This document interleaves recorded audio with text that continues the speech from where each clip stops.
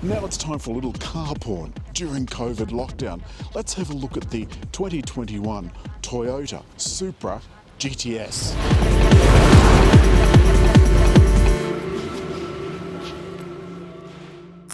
Now we've reviewed Supra several times in the past, but it's had a few little upgrades since we first drove it. First of all, the engine now has an extra 35 kilowatts. There's been a few other bits and bobs, some bracing and so forth, so let's have a look at that. Give the bonnet release 2 pulls, and that'll release it. Don't do what we've done in the past and try and reach under the bonnet to let it go. And rather interestingly, the bonnet line cuts across the top of the mudguard. So you just reach in and raise it up. It's on struts, thank goodness. It is, as all modern engines are, just a whole bunch of pipes and a fancy cover. Here's an interesting place to fill your washer fluid, right here down in the actual mudguard. And it would be remiss not to mention these fantastic lights. And on the top model, those lights are not only automatic, but they dim just the bit in front of the car that's coming on in front of you. And they work really well. We tried that the other night. They've tried lots of things to try and make this a bit lighter. And this bonnet, look at that, is as light as a feather. And one finger can close it. And of course this GTS model has the larger 225/35 ZR19 tyres on these beautiful 19-inch alloys. With every second spoke polished, I think that looks sensational. And peeking through, just in case you forget you're in a Supra, there's more Supra badging. The thing about this car is it's incredibly low to the ground. Have a look at this. That's barely a couple of knuckles. That's not very much ground clearance. And the front also gives you code brown moments every time you approach a gutter. Naturally, it has smart entry and lock, and you just pull the door handle open to get in. Here's the funny thing. If you want to get into the boot, there's only 2 ways. There is no external release for it, which I think is just bizarre. But have a look at this. You either have to press this button down here low on the driver's door or use the key fob. Imagine that you've come home and you've got a whole bunch of groceries, you know, like you usually do, and as I've been doing this week. So you come around to the car and, you know, you can't get into the car.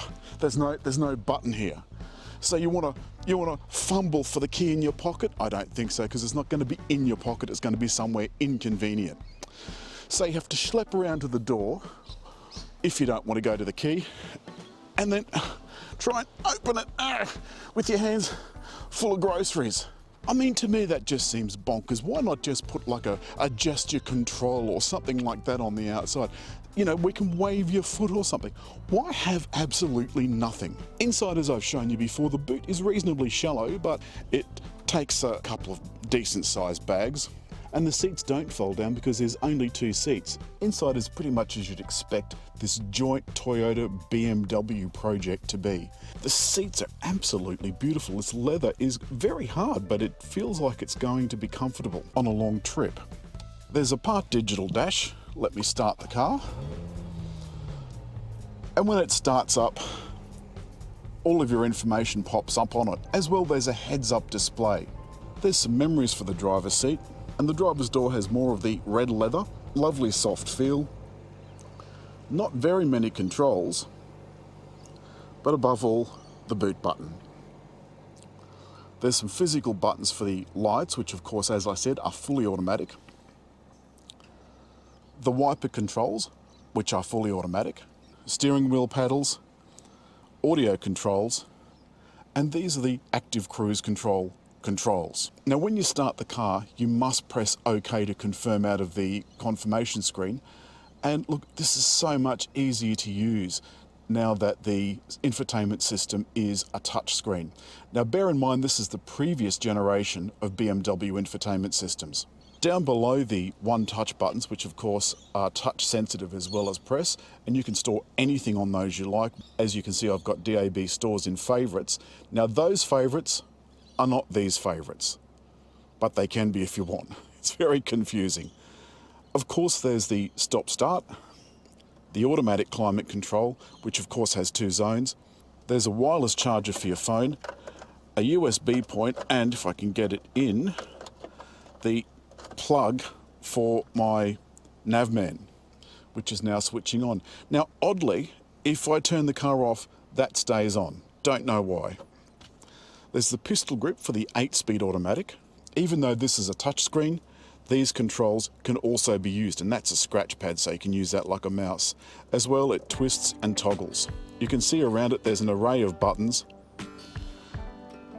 the parking and safety systems, the sport button, and the stop-start on and off. There is just one reservation.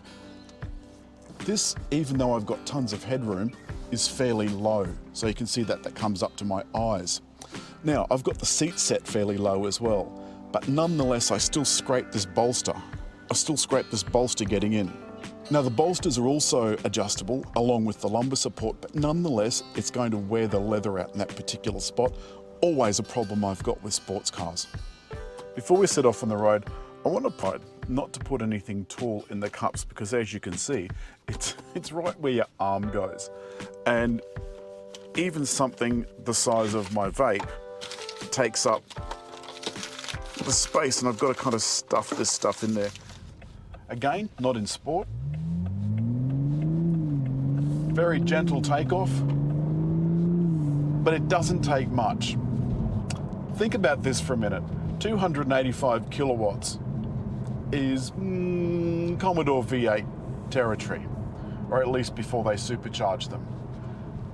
Now I'm at the speed limit, so I'm going to press the sport button, and it's dropped back a few gears. That beautiful 8-speed automatic dropped back a couple of gears, and the steering's gotten a little bit tighter.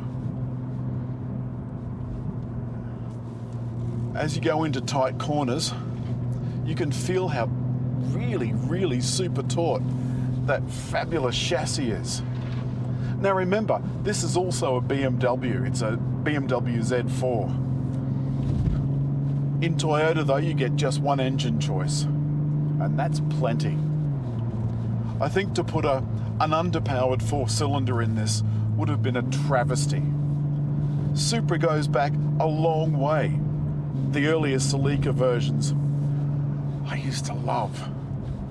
Tight corner coming up,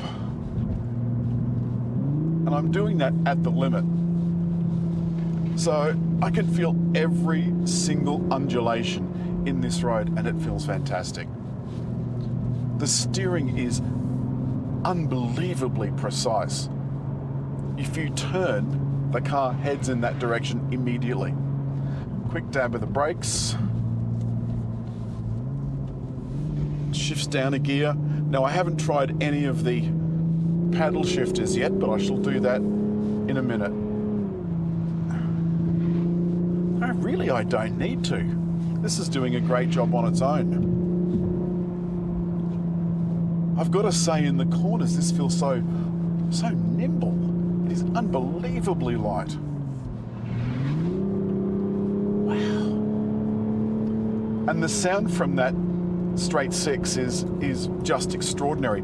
At low speeds, when you're going through a car park, you can hear just this lovely whistle if you've got the windows down. Little jig, lovely. Oh, this is just sensational. Wow. It's almost psychic. And now that we've come down to a sane pace and we're out of sports mode, this is no more difficult to drive than a family hatch. It's got beautiful manners. The suspension, the taut suspension, is something that you either like or you don't. You can't like it a little bit. I've got to the stage in life, where I've gotten a little bit bigger around the middle. My size 32 pants are a long way from fitting, and I've got more chins than a Chinese phone book. And so taut suspension doesn't have the appeal to me that it once did. I've had to pull over to make a couple of little adjustments. All right. God, Jesus. And I'm at 110. The pickup, even in not sports mode, is extraordinary. I've turned my cruise control on and I press set. And now it has seen the speed sign, whether that comes from the camera or from navigation, I'm not sure. It asked me if I wanted to set the cruise control to that speed, and now it is at that speed.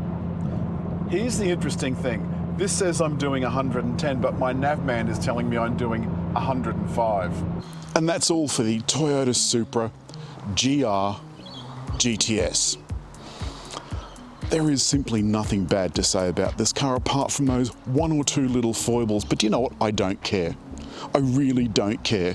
This thing is absolutely brilliant and worth every penny.